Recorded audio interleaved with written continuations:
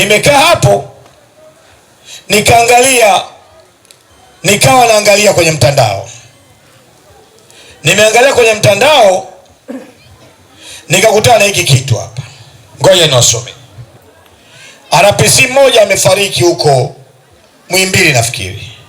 Polisi sikilizeni na mjifunze katika jambo hili. Huyu ni kamanda wa polisi Tabora, Richard Abwao, afariki dunia.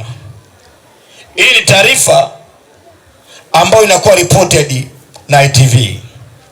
Mkuu wa mkoa wa Tabora Bwana Paulo Chacha amethibitisha kifo cha kamanda wa polisi mkoani humo, kamishna msaidizi mwandamizi wa polisi SASP Richard Abwao, kilichotokea katika hospitali ya taifa ya Muhimbili,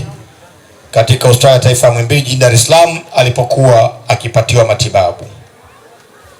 Comment, maoni. Tayari watu 3000 wametoa comment kwa habari ambayo ni ya risali moja iliyopita. Angalia watu wanavyoandika. Wakati wa Mungu unakuja, Mungu ongera. Wewe Mungu asante sana, wewe Mungu weekend yangu itakuwa nzuri. Kula nyama za kelele, weekend imeanza vizuri. Nacheka comment za ulimwengu na mimi niko poa. Madaktari, mna uhakika kafa nisije nikaribu hela yangu kusherekea, kumbe jitu alijafa. Mungu unajibu maombi taratibu, babu kubwa. Mungu mweke panapo stahili. Watanzania mko wapi tufurahi? Pale Tanzania leta bata. Ngoja nile pilau sasa. Nilikuwa nina mpango wa kula ugali, kumbe kuna sherehe leo. Mungu amlaze panapo stahili. Hakika Mungu anajibu. Tumefurahi sana. Mungu asante kwa hichi kidogo, tunataka na mkubwa wao. Asante Mungu. Haiwezekani Mungu Baba jamani, ongeza na mwingine. Kafa na hizo nyota begani au kifo ni kifo, msilete tauruki.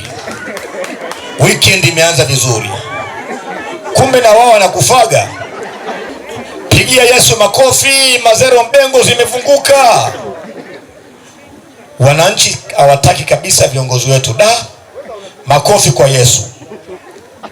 Mhudumu leta kili baridi na kidari ya mbuzi. Mwaga moti. Msiba uko wapi? Tubebe soda na nini kingine mmesema? Thanks to be the almighty living God. Tunashukuru kwa hiki kidogo Mungu. Shangwe kubwa.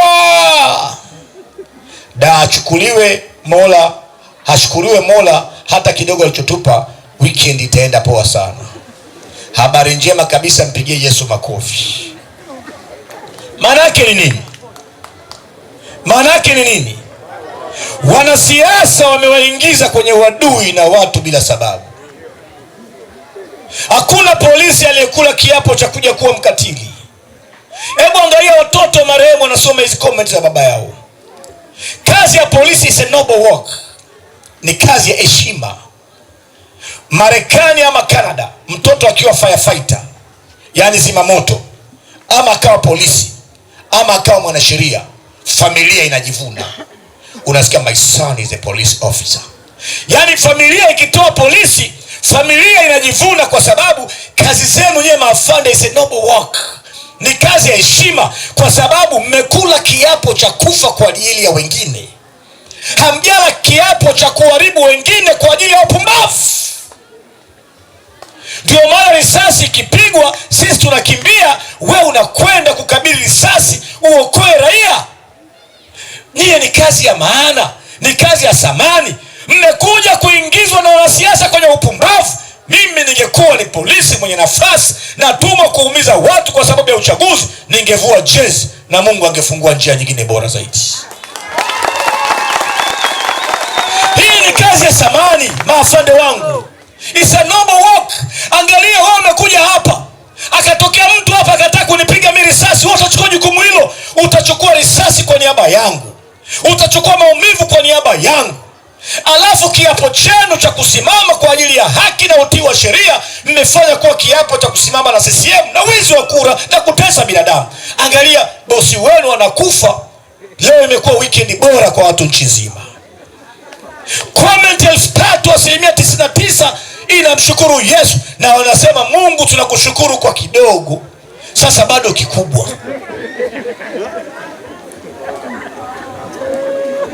Hawa wadogo hawajui mnachukua amri. Mnachukuaje amri za kuharibu nchi? Angalia maisha mnaoishi huku, angalia mishahara mnaolipwa, angalia future story utakuwaje kama nchi ikiharibika. Hakuna utawala wa sheria leo. Utawala wa sheria umebaki kuilinda CCM kwa madarakani tu, vingine vyote viufe. Polisi anakufa, inakuwa shangwe ya nchi. Msione kawaida. Najiuliza, familia ya huyo RPC ikisoma comment, inaona watu wanashangilia kifo cha baba yake. Pengine alikuwa ni mmoja wa polisi ndani ya jeshi la polisi ambaye hata alikuwa hataki haya mambo, lakini amekubali kuingia katika mfumo.